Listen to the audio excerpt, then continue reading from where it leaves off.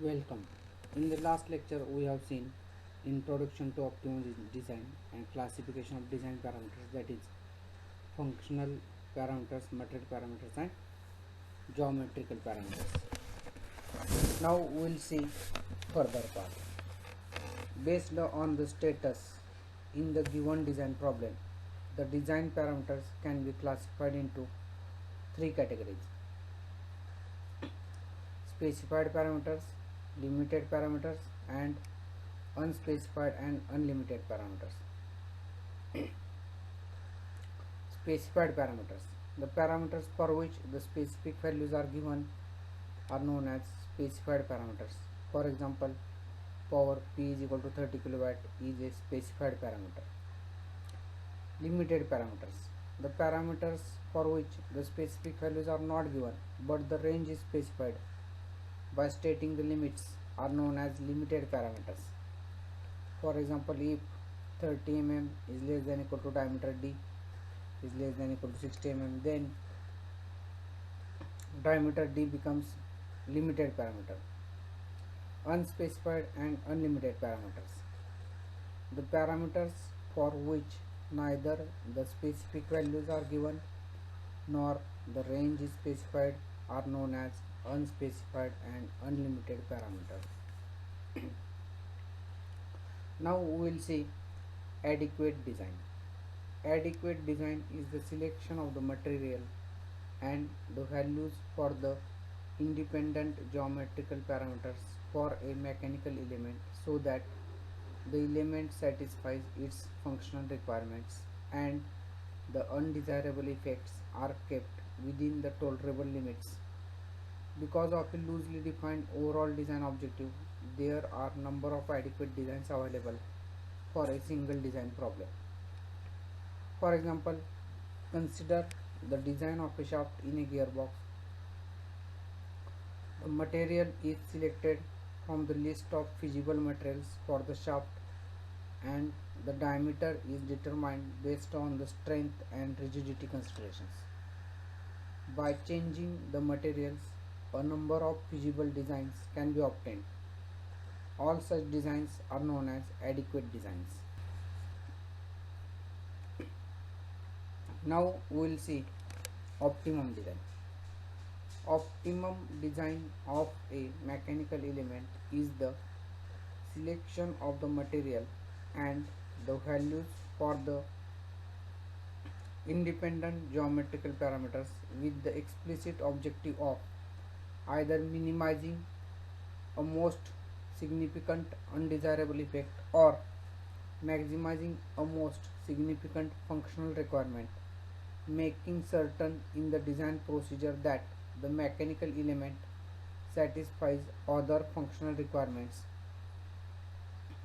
and that other undesirable effects are kept within the tolerable limits. The optimum design is carried out on the basis of the most significant quantity to be optimized, that is, to be maximized or minimized.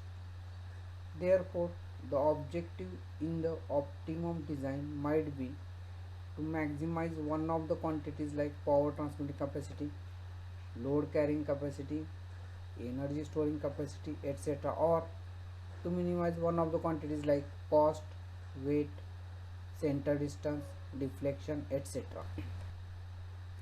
Consider again an example of the design of a shaft in a gearbox with an objective of minimizing the weight, keeping the material cost within the specified limit.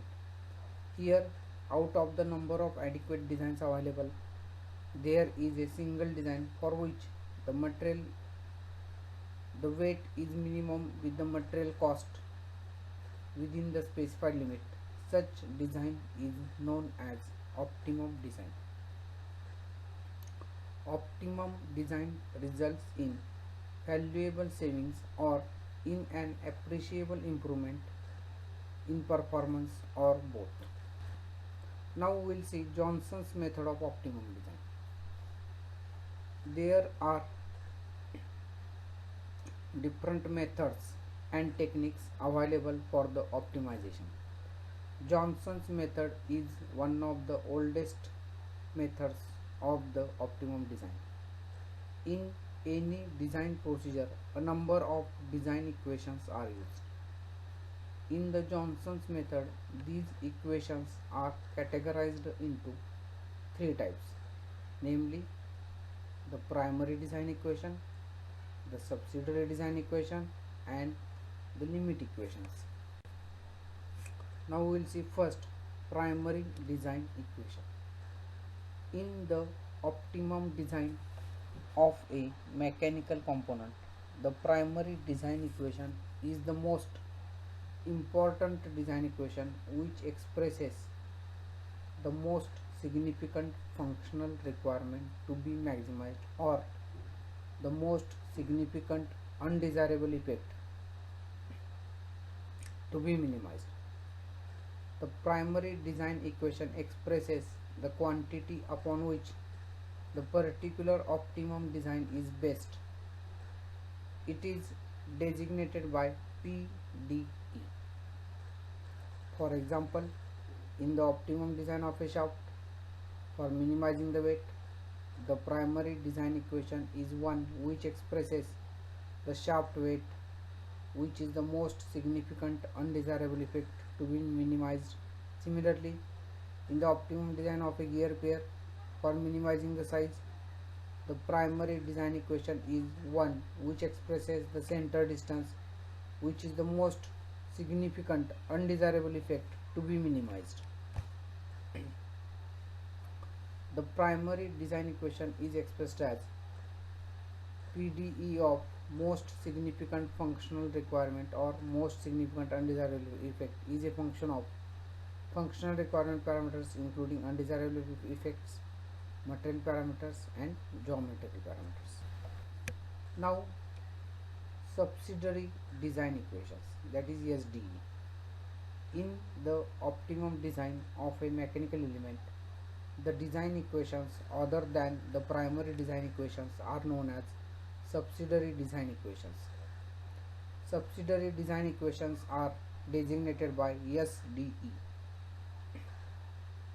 The subsidiary design equations express either functional requirements or undesirable effects. For example, stress equations in any optimum design are generally subsidiary design equations. The subsidiary design equations are expressed as subsidiary design equation consist of functional requirement parameters including undesirable effects or material parameters or geometrical parameters. Limit equations, LE. In the optimum design, the satisfactory ranges are available for the values of certain parameters. These ranges are expressed mathematically by equations known as limit equations. The limit equations are designated by LE. For example, sigma t less than equal to SUT divided by NF is a limit equation.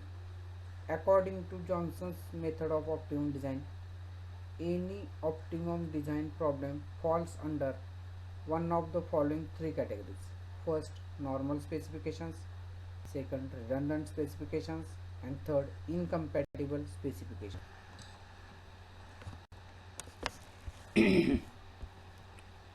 Now we will see optimum design for redundant specifications.